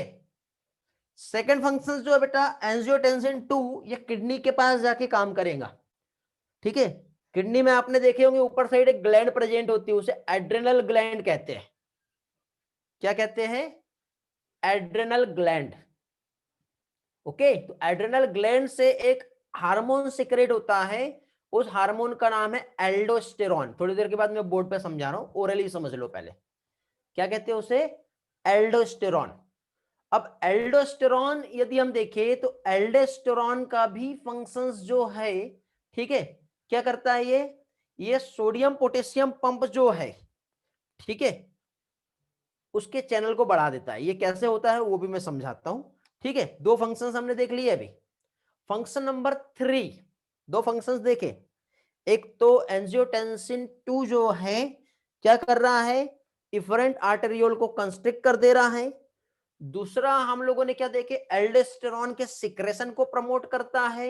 और तीसरा बेटा एंटी डाययूरेटिक हार्मोन, जो हमारे ब्रेन हाइपोथैलेमस, यहाँ पे ग्लैंड होती है पिट्यूटरी ग्लैंड, एंटीरियर और पोस्टीरियर लोब होते हैं उस ग्लैंड के। हम वैसे हार्मोन वाले फंक्शंस में वो भी पढ़ेंगे, ठीक है, बट फिर भी आपको भी यहाँ पे मालूम होना चाहिए। तो वो जो ग्लैंड जो है उसमें से एंटी डायूरेटिक हार्मोन के सिक्रेशन को भी बढ़ा देता है।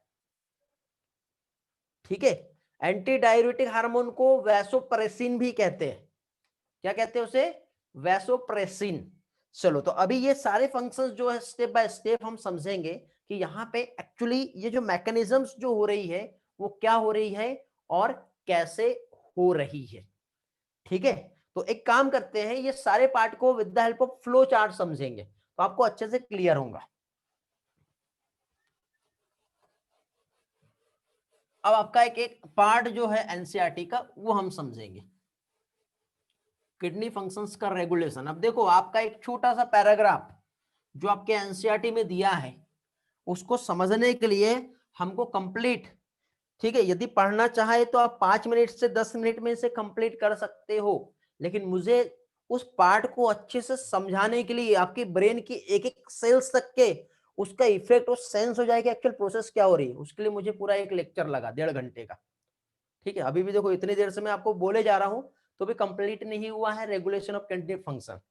अब हम उसकी फाइनल पिक्चर्स पे पहुंचे। ठीक है, क्या देख रहे हैं बेटा? अभी हम लोग देख रहे हैं रेगुलेशन ऑफ किडनी फंक्शन। इस पार्ट को समझाने के लिए 1 घंटे से मैं आपके ब्रेन में वो पार्ट्स जो है आपको समझाना चाह रहा हूं कि एक्चुअली हो क्या रहा है। तो हो ये रहा है बेटा कि जैसे ही GFR means glomerular filtration rate, जैसे ही ये डिक्रीज हुआ, जीएफआर डिक्रीज हो गया, तो जैसे ही जीएफआर डिक्रीज होता है तो हमारी किडनी जो है, किडनी में एक सेल्स प्रेजेंट होती है जक्स्टा ग्लोमेरुलर सेल्स, इसने रिलीज कर दिया एक हार्मोन जिसका नाम है रेनिन। रिलीज किया, रेनिन प्रोड्यूस हुआ, रिलीज हुआ। अब renin with the help of blood stream जब हमारे ब्लड के फ्लो से आगे पास होगा तो लीवर जो है, लीवर से एक स्पेशल टाइप का केमिकल, एक एंजाइम जो कि इनएक्टिव फॉर्म में होता है जिसे कहते हैं एंजियोटेंसिनोजन, जो कि इनएक्टिव फॉर्म में है। रेनिन की प्रेजेंस में एंजियोटेंसिनोजन एंजियोटेंसिन 1 में कन्वर्ट हो जाएगा।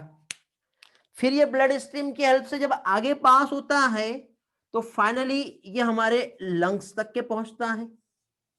और जब ये हमारे लंग्स तक के जाता है तो हमारे लंग्स से एक एंजाइम सिक्रेट होता है जिसे एस कहते हैं। एस का फुल फॉर्म मैं यहां पे लिख दे रहा हूं, इसे कहते हैं एंजियोटेंसिन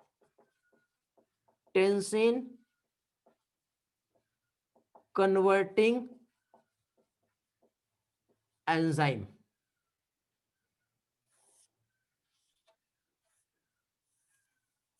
क्या हो गया ये?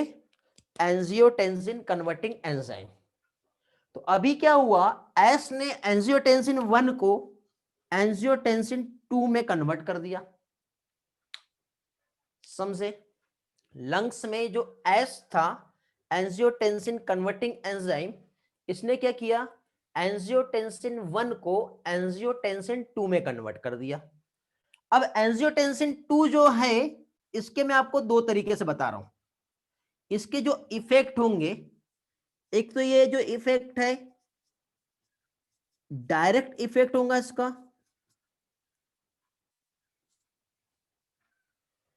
दूसरा इसका इनडायरेक्ट इफेक्ट होगा।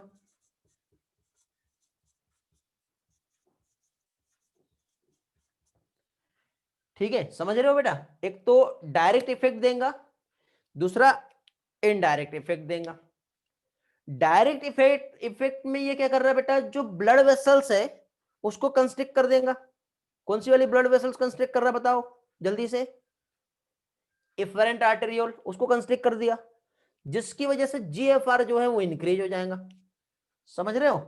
तो डायरेक्ट इफेक्ट में इसने जो रोल प्ले किया, क्या किया बेटा, इसने वेसल्स जो है, इफरेंट आर्टेरियोल जो है, उसे इसने क्या किया,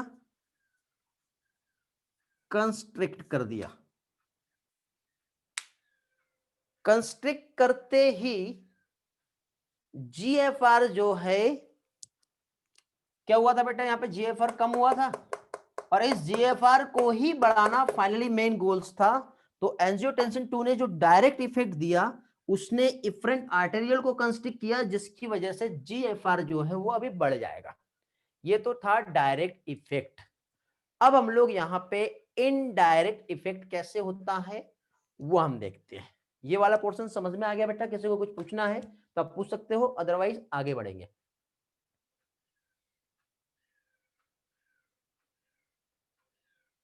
किसी को कुछ पूछना है इसमें? सारी चीजें ओके है, क्लियर है? ओके, ईसा का आंसर आया है, कोशिका, गुड। हाँ, अब हम लोग इनडायरेक्ट इफेक्ट देखेंगे। बाकी लोगों का रिस्पॉन्स नहीं मिल रहा है, सो गए क्या बेटा? अरे क्लास में है सभी लोग? योगेश्वरी, अथर्व, प्रहलाद, ईसा, प्रज्वल, सुमित, यश, रिया, खुशबू, आर्या, नीलम, आयुष, 40 स्टूडेंट है आज क्लास में, और मुझे रिस्पॉन्स सिर्फ नियर अबाउट 15 स्टूडेंट का आ रहा है। अनुश्री, आर्यन, हाँ कोई बात नहीं बेटा, चलेगा। ओके, क्षितिज, मंजरी, स्वयं, चलो ग्रेट, आगे बढ़ते हैं। अभी डायरेक्ट इफेक्ट तो हमने देख लिया, अब इनडायरेक्ट इफेक्ट कैसा होता है वो हम समझ लेते हैं। अब इनडायरेक्ट इफेक्ट में, जैसे मैंने थोड़ी देर पहले ही आप लोगों को बताया, क्या चाहिए बेटा, एंजियोटेंसिन 2 जो है, इसका इनडायरेक्ट जो इफेक्ट है ये कैसे होता है, ये अभी हम समझेंगे। तो एंजियोटेंसिन 2 जो है इनडायरेक्ट इफेक्ट में, ये डायरेक्टली कहां पहुंचा बेटा, ये हमारा जो किडनी है, किडनी के पास यहां पे ये जो होता है बेटा, एड्रिनल ग्लैंड होती है। और एड्रिनल ग्लैंड जो है, इसके दो पार्ट होते हैं, एक होता है एड्रिनल मेडुला और एक होता है एड्रिनल कॉर्टेक्स।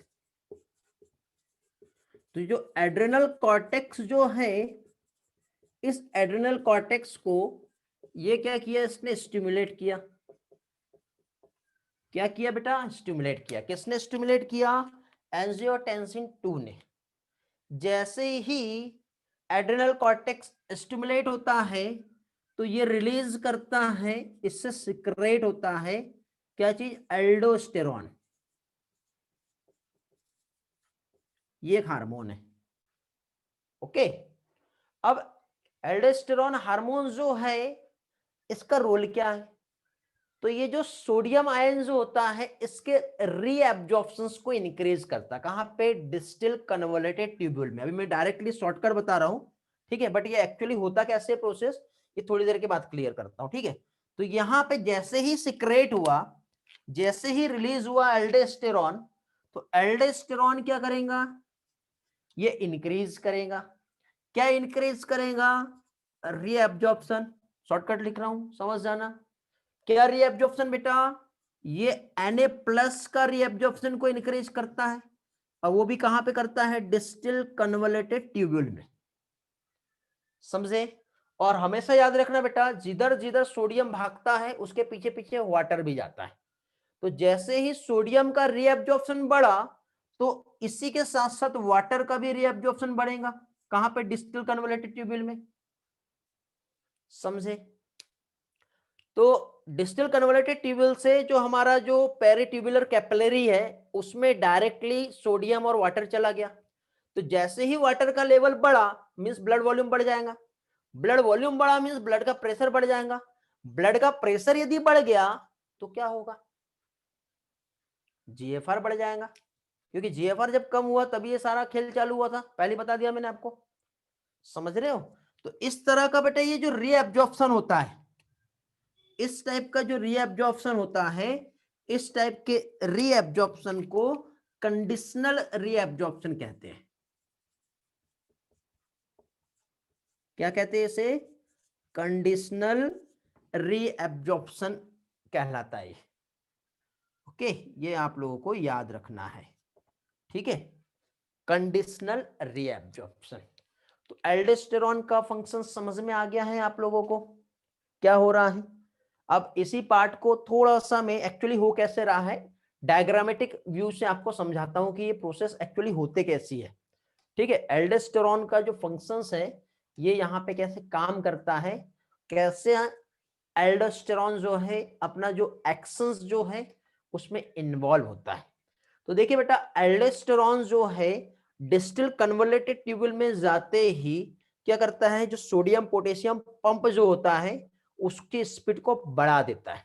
अब सोडियम पोटेशियम पंप की स्पीड को बढ़ाएगा तो अब देखो कैसे होता है। ये वाला समझ में आ गया ना, क्योंकि इसके मैं डायग्राम को समझा रहा हूँ कि एल्डोस्टेरॉन एक्चुअली काम कैसे कर रहा है, कैसे ये रीएब्जॉर्प्शन बढ़ा रहा है सोडियम के, ये हम समझेंगे। ये क्लियर हो गया ना, बड़े आगे रिस्पॉन्स करो जल्दी से, ठीक है बेटा। आज का ये वीडियो दो बार आप रिवाइज करके देखना, ठीक है, 2 बार रिपीट करके देखना, बहुत इंपॉर्टेंट है। देखिए यहाँ पे प्रोसेस कैसे हो रही है, ये जो प्रोसेस जो हो रही है, तो इसमें देखिए सबसे पहले तो ये हमारा इस तरह से बोमेंस कैप्सूल है, फिर proximal convoluted tubule, loop of Henle आएगा। लूप ऑफ हेनले के बाद ये वाला जो पार्ट है हमारा, यहाँ पे ये कन्वोलेशन में है बेटा, ठीक है, मैं अभी सिंपल वे में बना रहा हूँ। तो ये हो गया हमारा डिस्टल कन्वोलेटेड ट्यूब्यूल। अब डिस्टल कन्वोलेटेड ट्यूब्यूल जो है, इसकी यहाँ पे ये है सेल्स, और सेल्स के बाद फिर इधर से हम जब आए तो ये आने के बाद इधर साइड हमारा ये जो है पेरिट्यूबुलर कैपिलरी है, ठीक है। तो अब देखिए जैसे ही एल्डोस्टेरॉन आया तो अब यहाँ पे क्या है, ऑलरेडी सोडियम था और बाहर साइड पोटेशियम था। तो एल्डोस्टेरॉन क्या करता है, पोटेशियम को अंदर भेजता है और सोडियम को बाहर निकालता है। सोडियम बाहर निकाल के कहां भेज देगा, ये जो हमारा पेरिट्यूबुलर कैपिलरी यहाँ पे भेज देगा, समझे। अब देखिए सोडियम आयन जो है ये यहां पर प्रेजेंट है। यदि यहां का सोडियम निकल के इधर चला गया तो सोडियम तो यहाँ पे कम हो गया, जब यहाँ पे कम हो गया तो ये सोडियम वापस फिर इधर आएगा। तो एल्डोस्टेरॉन जो है बेटा एटीपी का यूज करके सोडियम पोटेशियम पंप को बढ़ा देता है, बाहर से पोटेशियम आयन को अंदर लेता है और अंदर से सोडियम आयन बाहर जाता है, समझे। फिर आपने देखे होंगे पोटेशियम आयन तो यहाँ से K+ सिक्रेट होता है, ये भी हमने पढ़े, समझे। तो सोडियम यहां से इधर चला गया, अब यहां से इधर गया तो फिर जब यहाँ पे सोडियम कम हुआ तो ये यहाँ का सोडियम फिर इधर आ जाएगा, और जिधर जिधर सोडियम भागता है उसके पीछे पीछे क्या भागेगा, वाटर, फिर ये वाटर इधर आ जाएगा। तो इस तरह से ये जो वॉल्यूम है ब्लड का ये बढ़ गया, फिर घूम के वापस जब इधर आएगा तो जीएफआर को बढ़ा देता है। तो इस तरह से बेटा एक्टिव जो सोडियम पोटेशियम पंप जो है उसमें एल्डोस्टेरॉन एक इंपॉर्टेंट रोल प्ले करता है। एनसीईआरटी ने ऐसी एक एक चीज लिख के नहीं दी है बेटा, बट होता ऐसे है, ये समझना जरूरी है, ठीक है, समझे? और ये कैसे होता है वो पिक्चर समझना जरूरी है, क्योंकि चीजों को अंडरस्टैंड करना, एनसीईआरटी को रटना नहीं है, मैंने पहले ही कहा हूं आप लोगों को। समझे? ये था क्या चीज? Action of aldosterone, action of aldosterone, ठीक है। और इसने क्या किया? सोडियम पोटेशियम पंप जो है इसको बूस्ट कर दिया, जिसकी वजह से यहां पे जीएफआर जो है वो रेगुलेट हो गया। ओके, अभी अगेन ये दो फंक्शन हो गए, तीसरा फंक्शन क्या बताया था मैंने? थर्ड फंक्शन जाते हैं बेटा हम लोग एंजियोटेंसिन 2 के। तो एंजियोटेंसिन 2 डायरेक्टली पहुंचेगा हमारे ब्रेन तक के। जैसे ही हमारे ब्रेन तक के गया तो ये हो गया हमारा हाइपोथैलेमस। हाइपोथैलेमस के बाद ये होता है पिट्यूटरी ग्लैंड। सामने वाला भाग होता है एंटेरियल पिट्यूटरी। पिट्यूटरी का पीछे वाला पोर्शन जो होता है पोस्टेरियल पिट्यूटरी होता है, ठीक है। तो यहाँ पे ये जो है ये क्या हो गया? हाइपोथैलेमस। ये जो हो गया पिट्यूटरी ग्लैंड हो गया। और यहां से सीक्रेट होता है एंटी डायूरेटिक हार्मोन। कौन सा hormone? Anti diuretic hormone. It is also known as vasopressin. Vessels को प्रेस करता है बेटा ये। क्या कहते हैं इसे? वैसोप्रेसिन। तो एंटी डायूरेटिक हार्मोन जो होता है ये डायरेक्टली कहां पहुंचेगा बेटा? एंटी डायूरेटिक हार्मोन का यदि हम रोल देखें तो ये जो है देखिए क्या चीज बेटा, पोस्टेरियल पिट्यूटरी ग्लैंड से रिलीज हो रहा है। ये भी याद रखना है बेटा, ठीक है। ये यहां पे लिख दे रहा हूं, पिट्यूटरी ग्लैंड के दो लोब होते हैं। ये वाला जो है एंटेरियल लोब है और ये वाला जो है पोस्टेरियल लोब है। तो पोस्टेरियल पिट्यूटरी से क्या है? एडीएच, क्या कहते हैं इसे? Anti diuretic hormone. डायूरेसिस आपने सुने होंगे बेटा, ठीक है। तो डायूरेसिस मतलब यूरिन आउटपुट ज्यादा होता है, ठीक है। यूरिन, डाइल्यूटेड यूरिन जब हमारे किडनी से जब पास होती है, हमारे बॉडी से जब रिलीज होती है, ठीक है, तो उसको रोकने के लिए वहां पे एंटी डायूरेटिक हार्मोन आता है, ठीक है, जो डायूरेसिस को क्या करता है? प्रिवेंट करता है। मतलब हमारे बॉडी में जो वाटर का बैलेंस है उसको बनाए रखता है। तो ये जो एंटी डायूरेटिक हार्मोन जो है ये डायरेक्टली क्या करेगा? हमारा जो डिस्टल पार्ट ऑफ नेफ्रॉन है, डिस्टल पार्ट ऑफ नेफ्रॉन जो है जैसे कि डीसीटी और कलेक्टिंग डक्ट, यहां पे जाके रीएब्जॉर्प्शन जो होता है वाटर का उसको क्या करता है बेटा? इंक्रीज कर देता है, जिसकी वजह से डायूरेसिस जो है क्या होता है बेटा? प्रिवेंट होता है, ठीक है। यदि बेटा एंटी डायूरेटिक हार्मोन का डेफिशिएंसी हो जाए तो डायूरेसिस बढ़ जाती है। डाइल्यूटेड यूरिन हमारे बॉडी से पास होती है और जब डाइल्यूटेड यूरिन हमारे बॉडी से पास होंगी, ठीक है, तो उस कंडीशन को कहते हैं डायबिटीज मेलिटस, ठीक है। यदि एंटी डायूरेटिक हार्मोन जो है एब्सेंस होगा तो डाइल्यूटेड यूरिन पास करता है किडनी, और इसके लिए यदि हम इसे एक डिसीज से रिप्रेजेंट करें तो उस डिसीज को क्या कहेंगे? Diabetes mellitus.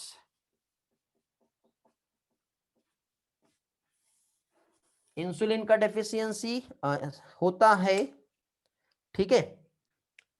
और एक अपना क्या कहते हैं, उल्टा हो गया यार, एक मिनट है ना, इंसुलिन से डायबिटीज मेलिटस होता है, उल्टा हो गया बेटा, डायबिटीज इंसिपिडस आएगा यहाँ पर, सॉरी। हाँ, इंसुलिन से डायबिटीज मेलिटस होता है क्योंकि आई का आई के साथ रिलेशन नहीं आता है, ऐसा मैंने आपको ट्रिक बताया होगा पहले। तो इंसुलिन की डेफिशिएंसी होगा तो डायबिटीज मेलिटस, और यहां पे क्या आएगा? Diabetes insipidus. ओके, तो ये जो हो गया बेटा क्या चीज? एंटी डायूरेटिक हार्मोन जो है इसकी डेफिशिएंसी से। अब देखिए बाय चांस कभी कभी ऐसा होता है कि एकदम ब्लड प्रेशर बढ़ गया, जीएफआर बढ़ जाता है, और जीएफआर बढ़ गया तो उसको कंट्रोल करना जरूरी है, समझे। तो जीएफआर को कंट्रोल करने के लिए यहां पे एक हार्मोन जो कि हमारे हार्ट की जो एट्रियल वॉल होती है ना, वहां से सीक्रेट होता है, उसे कहते हैं एएनएफ, एट्रियल नेट्रियूरेटिक फैक्टर, जो एंटागोनिस्टिक होता है हमारे रेनिन के, एल्डोस्टेरॉन के। ठीक है, क्या कहते हैं इसे, एट्रियल नेट्रियूरेटिक फैक्टर।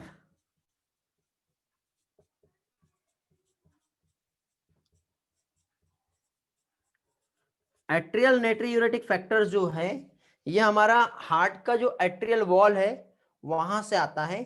अभी देखो हम लोगों ने क्या देखे थे, जो ब्लड वेसल्स कॉन्स्ट्रिक्ट हो गया था तो उसको क्या करेगा, डायलेटेट करेगा। तो ब्लड वेसल्स का जो डायलेशन जो होगा उसकी वजह से जीएफआर क्या होगा, बढ़ गया था ना, अभी कम हो जाएगा। तो इस तरह से एएनएफ जो है इसका एंटागोनिस्टिक है। तो इस तरह से हमारे बॉडी में बेटा जो जीएफआर है वो हमेशा रेगुलेट होता है, एक कांस्टेंट वे में चलता है। समझ में आ गया, क्लियर हो गया। कुछ पिक्चर्स भी हैं बट अभी नहीं बताऊंगा मैं, नेक्स्ट इसमें रिवीजन में मैं ले लूंगा। और नेक्स्ट इसमें यही वाले पोर्शन का एनसीईआरटी लाइन जो है, एक एक लाइन टू लाइन डिक्टेशन लूंगा, बट उसके पहले आप लोगों को एक बार एनसीईआरटी पढ़ के आना है। ठीक है, एक बार शॉर्ट में रिवाइज कर लेते हैं आज जो भी हम पढ़े हैं, उसके बाद फिर आप नेक्स्ट लेक्चर के लिए रेडी हो जाओ। ओके, चलो गुड। तो बेटा आज के इस लेक्चर में स्पेशली हम लोगों ने किडनी फंक्शंस कैसे रेगुलेट होता है ये हमने समझे। और किडनी फंक्शंस का रेगुलेशन यदि हम देखें तो रेगुलेशन में हम लोगों ने यहाँ पे जाने कि जीएफआर जैसे ही कम होगा तो उससे रेगुलेट करने के लिए जो किडनी में एक जक्स्टाग्लोमेरुलर एपरेटस है, जिसमें एक तो मैकुलर डेंसा सेल है और दूसरा जक्स्टाग्लोमेरुलर सेल्स है। दोनों भी क्या है, सेंस करती है, मतलब डिटेक्ट कर रही है। मतलब यहाँ पे एक के पास ऑस्मो रिसेप्टर प्रेजेंट है और एक के पास प्रेशर रिसेप्टर प्रेजेंट है। तो जो जक्स्टाग्लोमेरुलर सेल्स है वो प्रेशर को डिटेक्ट कर रही है, और मैकुलर डेंसा सेल जो है वो ऑस्मोटिक बैलेंस जो है कम ज्यादा हुआ उसको डिटेक्ट कर रहा है। और दोनों डिटेक्ट करके दोनों भी क्या है, ब्लड वेसल्स को कंस्ट्रिक्ट और डायलेटेड करने में एक इंपॉर्टेंट रोल प्ले करते हैं। जिसमें रेनिन सीक्रेट हुआ, रेनिन ने डायरेक्ट इफेक्ट दिया, एंजियोटेंसिन बनाया, एंजियोटेंसिन डायरेक्ट करके क्या करता है, ब्लड वेसल्स को कंस्ट्रिक्ट कर देगा। दूसरा, एंजियोटेंसिन जो है एल्डोस्टेरॉन सीक्रेट करता है, एंटी डाययूरेटिक हार्मोन सीक्रेट करता है, और दोनों के सीक्रेशन की हेल्प से फाइनली जीएफआर हमारा नॉर्मल आ जाता है। कभी कभी यदि बढ़ गया तो हार्ट की एट्रियल वॉल जो है, जो कि एएनएफ एट्रियल नेट्रियूरेटिक फैक्टर सीक्रेट करता है, और इस तरह से जीएफआर नॉर्मल चलते रहता है। ठीक है, कभी हमको हाइपरटेंशन हो या फिर हाइपोटेंशन हो, उसके बाद भी किडनी हमारा जो यूरिन आउटपुट है जितना होना चाहिए उतना रेगुलेट करके रखता है, और साथ ही साथ हमारे बॉडी के जो ऑस्मो रेगुलेटरी मैकेनिज्म्स हैं उसको मेंटेन करके रखता है। तो इस तरह से आज के इस लेक्चर में हम लोगों ने ये सारे पार्ट्स का स्टडी किए। उम्मीद करता हूं आपको अच्छे से समझ में आ गया होगा, एक एक पार्ट आप लोगों का क्लियर भी हो गया होगा। किसी को कुछ क्वेश्चन पूछना है तो आप लोग पूछ सकते हो, अदरवाइज आगे का जो पोर्शन है फाइनली हम लोग नेक्स्ट लेक्चर में देखेंगे। शायद मैंने ये वाला एनिमेशन जो है आप लोगों के साथ शेयर कर दिया था। ओके, कुछ और भी एनिमेशंस रहेंगे जो कि हम नेक्स्ट लेक्चर में कंटिन्यू करेंगे। स्क्रीनशॉट लेना है बेटा, कौन सा, ये वाला? अभी तक के नहीं लिए बेटा, अभी लोगे, ले लो। बाकी के ले लिए हो, गुड, बाकी के ले लिए तो बहुत अच्छी बात है, ये वाला भी ले लो। हो गया? हाँ बेटा, अब इतने दिनों से जो है बहुत लंबा गैप था इसलिए बहुत ज्यादा पढ़ लिए। हाँ, एक बार रिवाइज करवा दूंगा, डोंट वरी, रिवीजन के साथ ही कल का क्लास जो है हमारा स्टार्ट होगा। ठीक है, बहुत ज्यादा बेटा, बहुत दिनों से गैप भी था हमारा, इसलिए इतना पढ़ना जरूरी था हम लोगों को। ओके, चलो तो मिलते हैं फिर नेक्स्ट लेक्चर में। Thanks for joining. बाकी के सारे लेक्चर आपके अपडेटेड कर दिए बेटा, ये जो हमारे ग्रुप है यहाँ पर। ठीक, नहीं आप ज्वाइन किए होंगे तो टेलीग्राम इंस्टॉल करो, ज्वाइन कर सकते हो। और साथ ही साथ ये आपका एक वेब लिंक है जहाँ पे सारे पीडीएफ और वीडियोस जो है मैंने पोस्ट कर दिया हूँ। ठीक है, कोई नहीं हुए होंगे तो आप मुझे मैसेज करके इन्फॉर्म कर दीजिए, सारा डेटा मैं अपडेट कर दूंगा, एक एक चीज अप टू डेट आपको मिलेगी। ओके, चलो मिलते हैं फिर नेक्स्ट लेक्चर में। Bye bye, thank you.